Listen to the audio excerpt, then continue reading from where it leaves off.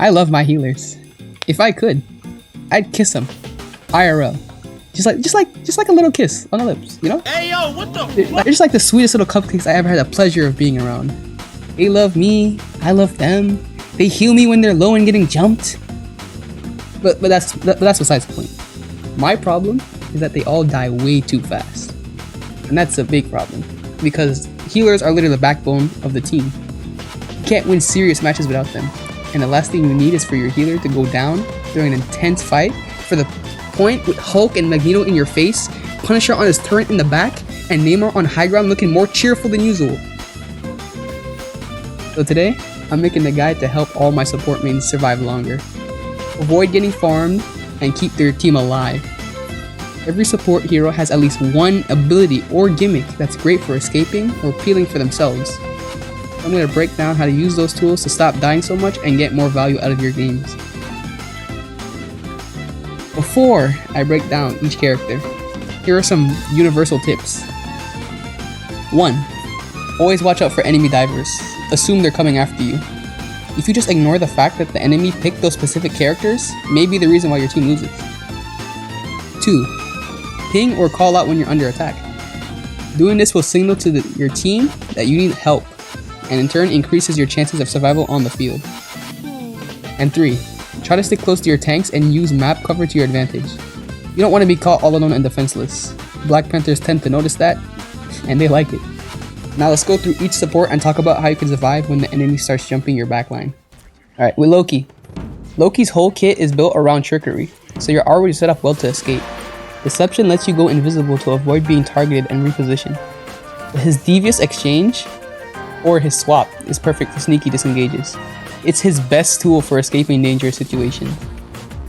You use it to swap with a clone and instantly break line of sight.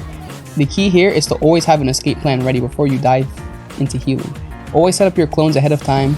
This is your best preparation for escape. Learn good clone placements, which are usually at a distance far from you or close to your teammates. This way you can be useful and swap out when you need to survive for longer. Mantis. Mantis can stop assassins in their tracks with Spore Slumber.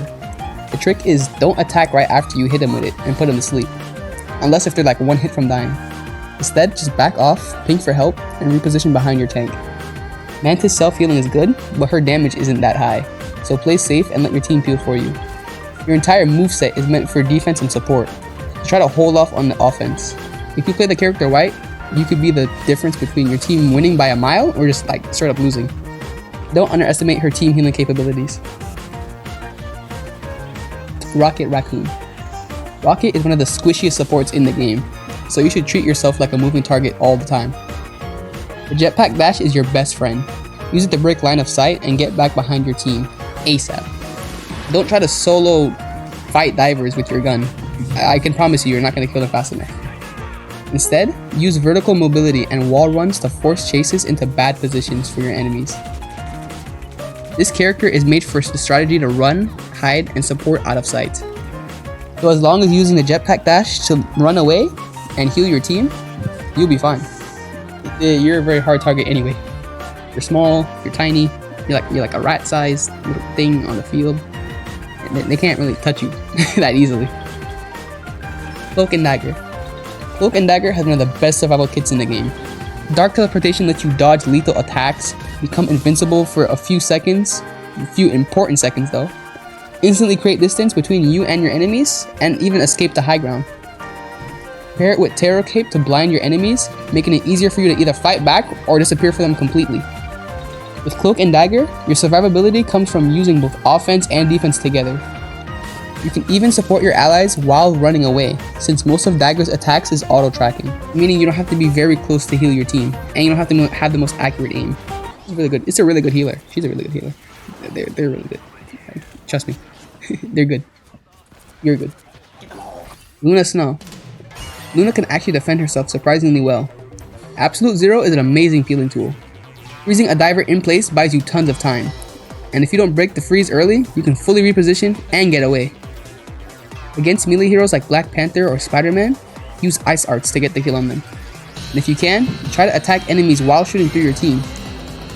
This way you can heal your allies while taking out certain threats and add on to the total damage. Don't forget, Luna's damage is no joke. Play smart, and you can flip a fight on them. Adam Warlock. Adam is one of the more durable yet complicated supports out there. This is because of Soul Bond, which spreads damage across multiple allies, effectively making you harder to kill. But this means your team takes damage too, so use it wisely. Using it smart enough can basically make you and your team unkillable.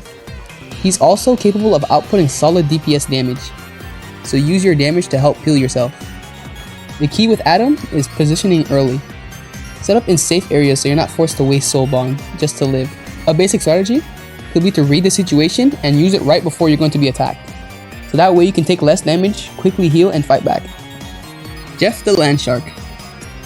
Jeff is probably one of the most cutest, adorable, and also can be sometimes terrifying creatures out there. Jeff is deceptively mobile. His hide and seek makes him smaller and faster, which is perfect for slipping out of tight spots. This is also useful because Jeff has a huge normal hitbox, especially with his big, huge, giant head. So awareness is key. Always scan your surroundings before coming into heals, and be ready to shrink and dash away at this first sign of danger.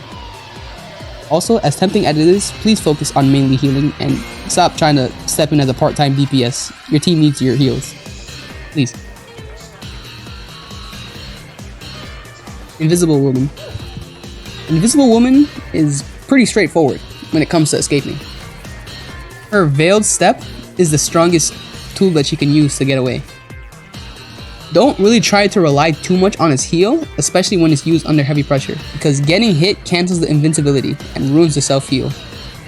Prioritize using it for repositioning first, then heal second. Plan escape routes ahead of time so you can vanish to safety instead of trying to tank through damage.